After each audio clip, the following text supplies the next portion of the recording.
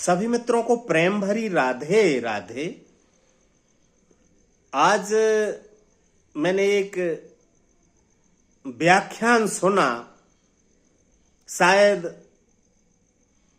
दक्षिण भारत की एक कथा के मंच से दिया गया है। वो व्याख्यान श्री धीरेन्द्र शास्त्री जो बागेश्वर धाम के पीठाधीश्वर हैं, उन्होंने चेन्नई की कथा के मंच से कहा कि धर्म गुरुओं को, शंकराचार्यों को, जगत गुरुओं को विवाद नहीं करना चाहिए, संवाद करना चाहिए। सो तो ठीक है, बहुत अच्छा कहा, क्योंकि जहां सुमति तहां संपत्ति नाना और जहां कुमति तहां विपत्ति निधाना। और हम तो एक सशक्त, समृद्ध और आध्यात्मिक भारत देखना चाहते। उसके लिए यह तो अत्यंत आवश्यक है कि सभी धर्माचार्य एक छत्र के नीचे आ जाएं, संवाद करें, विवाद ना करें। ये तो ठीक कहा, लेकिन उन्होंने दूसरी जो बातें कही वे हमारी सोच से परे हैं। उन्होंने कहा कि भारत में गुरुकुलम होना चाहिए।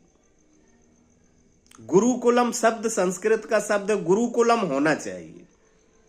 जैसे गुरुकुल में पहले शिक्षा लेते थे, ब्रह्मचर्य रहकर, आश्रम में रहकर गुरु से शिक्षा ग्रहण करते थे जिस विधि से, तो गुरुकुलम क्या वैसे ही बनाने की कह रहे हैं धीरेन्द्र शास्त्री। और दूसरी बात उन्होंने ये कही कि मंदिरों से सरकारी अधिग्रहण हट जाना चाहिए। उन्होंने कहा कि तिरुपति बालाजी वाले हनुमान जी सबसे अमीर हनुमान जी, तो हनुमान जी गरीब भी होते हैं क्या? हनुमान जी अमीर और गरीब भी होते हैं। तो तिरुपति बालाजी वाले हनुमान जी अगर सबसे अमीर हनुमान जी हैं, तो बागेश्वर वाले बालाजी क्या गरीब हनुमान जी हैं? तो उन्हें राशन कार्ड बनवा लेना चाहिए गरीबी रेखा का। हनुमान जी भी गरीब अमीर होते। ये कहो वो मंदिर, वो ट्रस्ट, वहां पैसा बहुत आता है, बालाजी के मंदिर की कमाई बहुत है, और सरकारी अधिग्रहण क्यों हटाना चाहते उससे?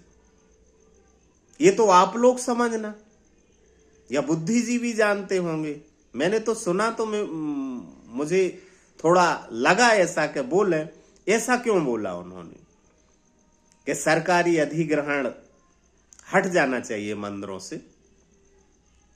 तो फिर किसके हाथ में आ जाएगी वो मंदिर की संस्था? और दूसरी बात जो उन्होंने कही कि भारत में गुरुकुलम प्रारंभ होना चाहिए, तो क्या स्कूल कॉलेज बंद किए जाना चाहिए? क्योंकि कुछ दिन पहले एक न्यूज चैनल पर उन्हीं के मित्र अनिरुद्धाचार्य जो गौरी गोपाल आश्रम, गौशाला वगैरह चलाते हैं, उन्होंने कहा था कि जब तक शिक्षा ब्राह्मणों के हाथ में थी, भारत में सम्राट पैदा हुए। गुरुकुलम उन्होंने कहा कि चाणक्य जैसे ब्राह्मणों के हाथ में थी जब तक, तब तक भारत ने सम्राट पैदा किए हैं। तो क्या गुरुकुलम से अर्थ एकलव्यों के अंगूठे काटे जाएंगे क्या? क्योंकि गौरी गोपाल में जो गुरुकुलम है, अनिरुद्धाचार्य के आश्रम में जो गुरुकुलम है, संस्कृत विद्यालय है, उसमें ब्राह्मणों के अलावा किसी को एडमिशन नहीं दिया जाता है।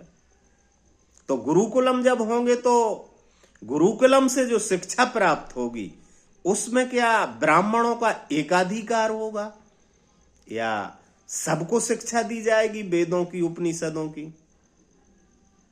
इसके संबंध में कुछ कहा नहीं है, सिर्फ ये कहा कि गुरुकुलम होना चाहिए और मंदिरों से सरकारी अधिग्रहण हट जाना चाहिए। यदि गुरुकुलम प्राचीन परंपरा के हिसाब से बनते, मनुस्मृति के हिसाब से बनते, तब एकलव्यों के अंगूठे कटेंगे,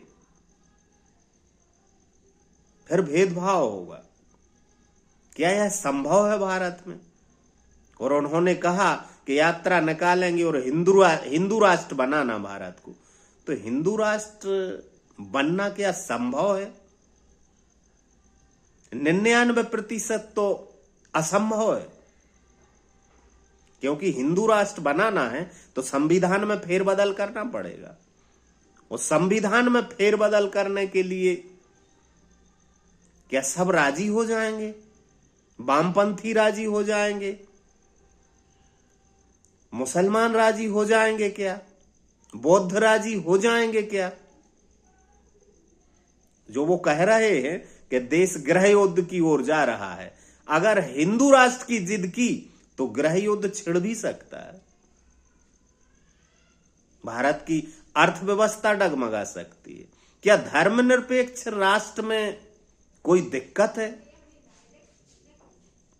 आप लोग बताना कमेंट करके। राधे राधे।